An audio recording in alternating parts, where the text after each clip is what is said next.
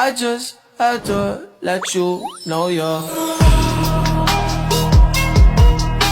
She a happy baby, she a happy baby.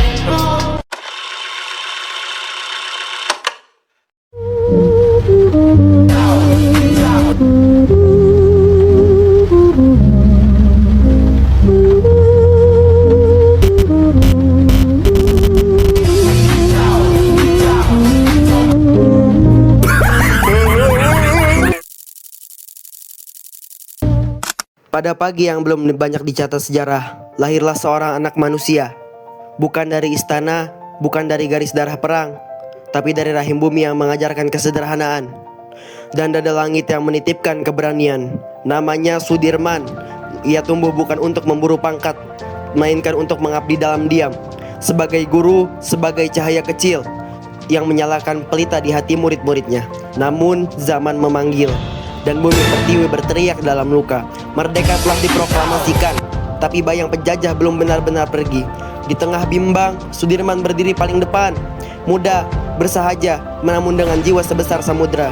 Ia diangkat menjadi panglima, bukan karena seragam, tapi karena kepercayaan dan keberanian yang menggetarkan langit perlawanan.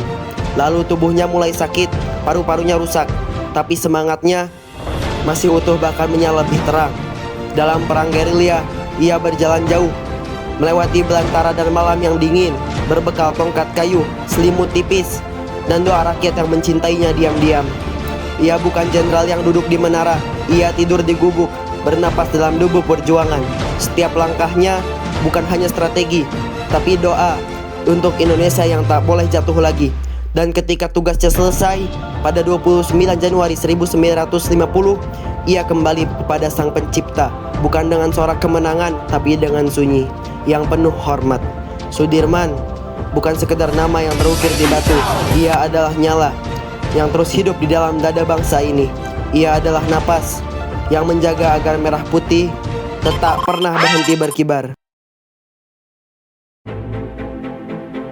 Setelah Indonesia memproklamasikan kemerdekaannya pada 17 Agustus 1945, Sudirman melarikan diri dari pusat penahanan, kemudian pergi ke Jakarta untuk bertemu dengan Presiden Soekarno. Ia ditugaskan untuk mengawasi proses penyerahan diri tentara Jepang di Banyumas yang dilakukannya setelah mendirikan divisi lokal Badan Keamanan Rakyat.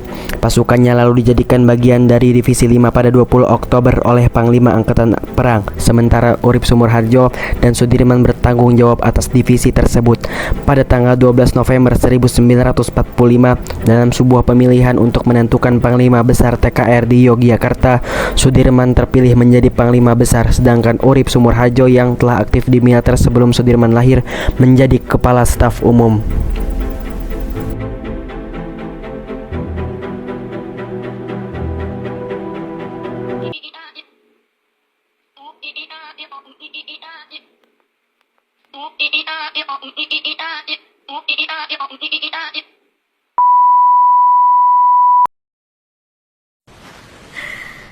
Moshikashite, 私がまだ君を本気で好きだと思っているの？君に会ってからの表情も頬の赤らめも全部嘘だよ。Labanang Al